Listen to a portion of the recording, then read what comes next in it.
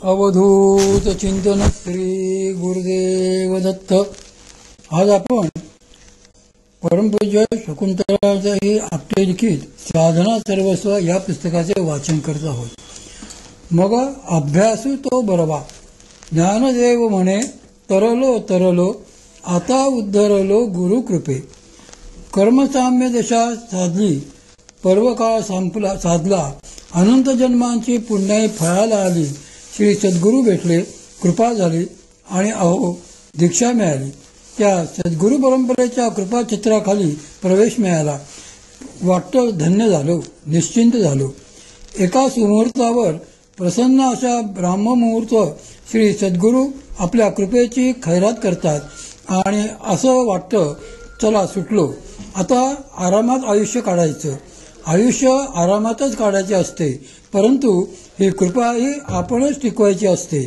सामान्यतः असा विचार असतो, गुरुकृपा झाली, आता काय आपल्याला हवं तसं सगळं काही होणार। इथेच आपण चूक करतो। श्री गुरुकृपेचा चुकीचा अर्थ आपण लावतो। दीक्षा झाल्यानंतर रोजचा नियमित अभ्यास हा व्हावाच लागतो। आता बघा, आपल्याला ग्रॅज्युएट व्हायचे, आपण लहानपणापासूनच धडपडत असतो। आपल्याला कळो न कळो अभ्यास करतच राहतो, कष्ट करतच राहतो। तसंच अभ्यास अध्यात्माचेही आहे। आपल्याला जर ज्ञान दीक्षेचे फळ हवे असेल तर रोजचा अभ्यास हा आलाच। हा कशासाठी आणि कसा हे आपण पाहू। अभ्यास कशाचा करायचा, विषय कुठला व का करायचा आणि कसा करायचा, असे प्रमुख प्रश्न आहेत। श्री सद्गुरू कृपेने आपण एकेका प्रश्नाचा विचार करू। शक्तिपात योग दीक्षा झाली म्हणजे श्री कुंडलिनी जागृती झाली। त्या जागृत झालेल्या शक्तीची आराधना म्हणजे साधना होय व नियमित साधना म्हणजे अभ्यास होय। म्हणूनच याला अभ्यास योग असेही म्हणतात। श्री कुंडलिनी हीच श्री भगवती शक्ती होय। तीच मूळ शक्ती असून जीवाचा उद्धार हा फक्त तिलाच शक्य आहे। त्या शक्तीमध्ये सर्व प्रकारच्या विद्या येतात, म्हणून तिला अध्यात्म विद्येचे माहेरघर म्हणतात। साधक जेव्हा नियमित साधना करतो तेव्हा त्याला अशा विविध विद्यांचे अनुभव येतात। ही भगवती शक्ती जागृत झाल्यावर आपल्या शरीरातील एक एक चक्र शुद्ध करीत असते, म्हणजेच त्या ठिकाणी असलेल्या नाडी जालांचे शुद्धीकरण करत जाते।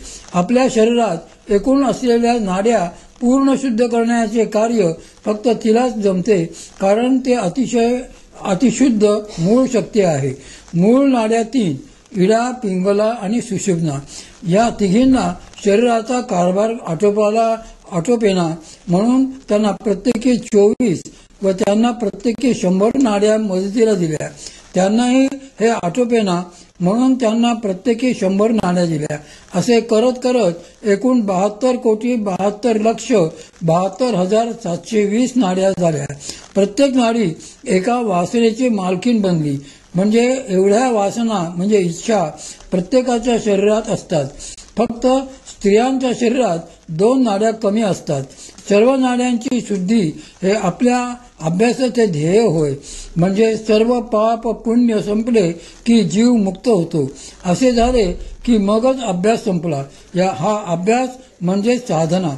या सर्व शुद्धी प्रकरणाने चित्तशुद्धी आपोआप होते। म्हणूनच माऊली म्हणतात, तेवी सद्भ्यासे निरंतर, चित्तासी परमपुरुषाची मोहर, लावी मग हे शरीर राहो अथवा जावो। मन बुद्धी भगवत चरणी अर्पण करणे हे महाकर्म कठीण, परंतु श्री सद्गुरू ते लीलया करतात। चित्तावर परमपुरुषाची म्हणजे भगवंताची मोहर उठवतात। माऊली म्हणतात, ही मोहर उठली की हे शरीर जावो अथवा राहो, राहिले तर अभ्यास आहेच, समजा गेले तरी मग जीवाबरोबर ही मोहर आहेच। त्यामुळे पुढच्या जन्मात हा अभ्यास पुढे चालू राहिला आहेच, तो सतत चालू राहणार हे महत्वाचे। त्यामुळे जीवाची सुटका आहे हे निश्चित। या जन्ममरणाच्या फेऱ्यातून जीव सुटणार आहे हे नक्की। बरं, फक्त शुद्धीकरण व सुटकेसाठी अभ्यास करायचा का? कित्येक जण म्हणतील आम्हाला दोन्हीही नको. परंतु हे होत असताना त्यात आणखी एक अत्यंत महत्वाची व अवीट गोडी असलेली गोष्ट आहे, ती म्हणजे भगवत प्रेम. हे प्रेम हा अभ्यास करताना आपोआप उत्पन्न होत जाते. निष्पाप, निस्वार्थी, शुद्ध, निरपेक्ष प्रेम मिळण्याचे भाग्य भगवंतांकडूनच मिळते. भक्तीच्या सर्व पायऱ्या, सर्व प्रकार साधक अनुभवतो. हा सच्चिदानंद इतरत्र कुठेही अनुभवायला मिळत नाही. असा हा साधना मार्ग करायचा सोपा, पार करायला कठीण, परंतु अत्यंत प्रभावी असा आहे. या साधना मार्गाला गुप्त मार्ग असेही संबोधतात.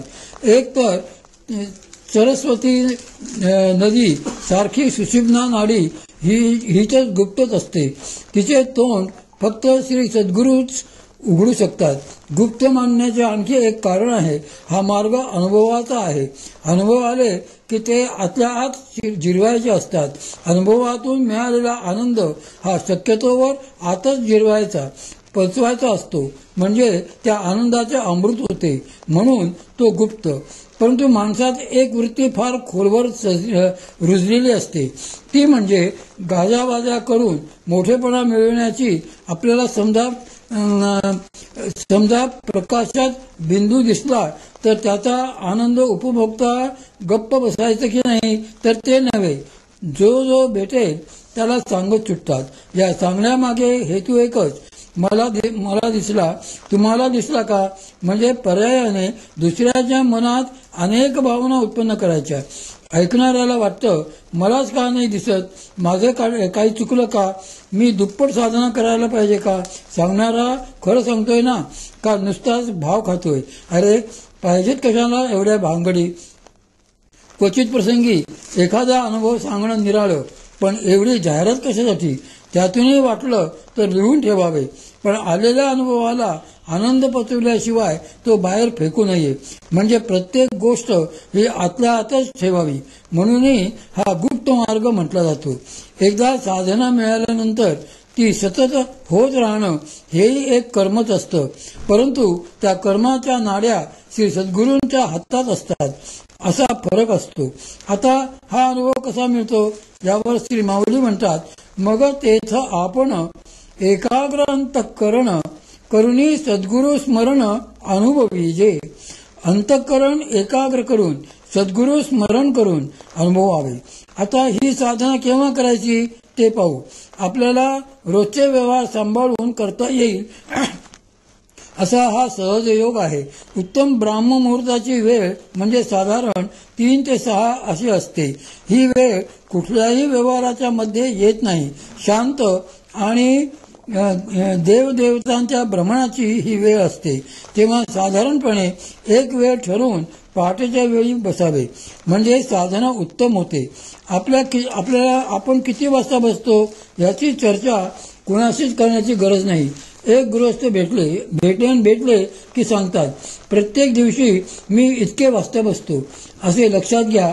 साधना ही आपल्या उन्नतीसाठी व आत्मशांतीसाठी मदत करते. मग त्याबद्दल एवढी चर्चा करण्याचे कारणच काय.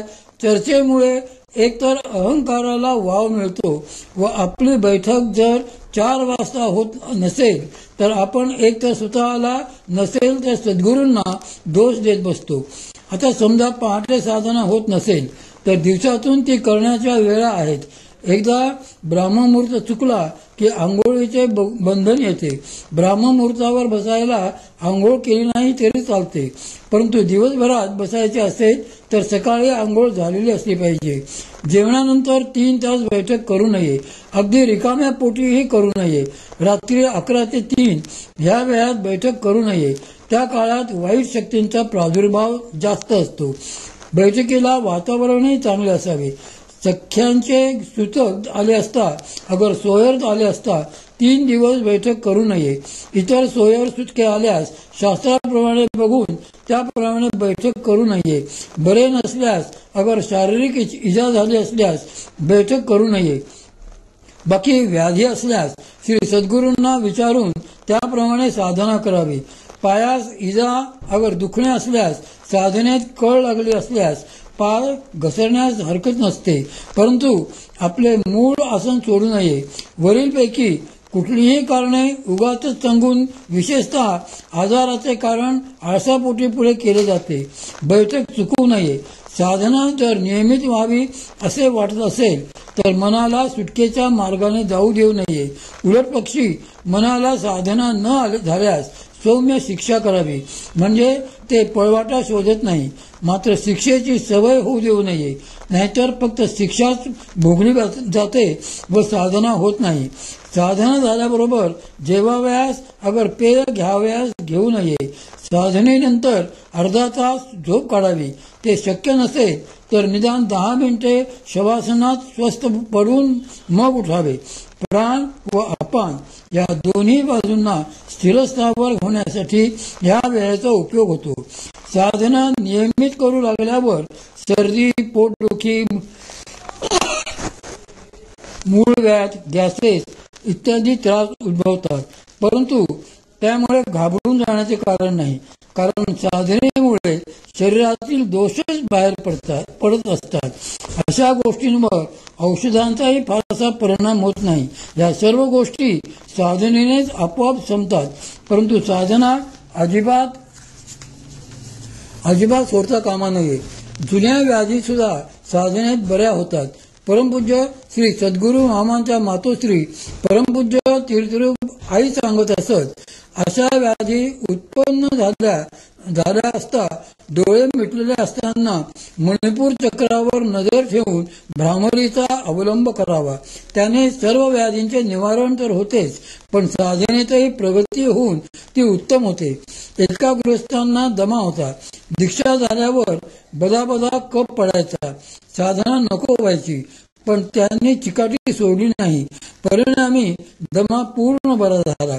याला अर्थातच निष्ठा पाहिजे.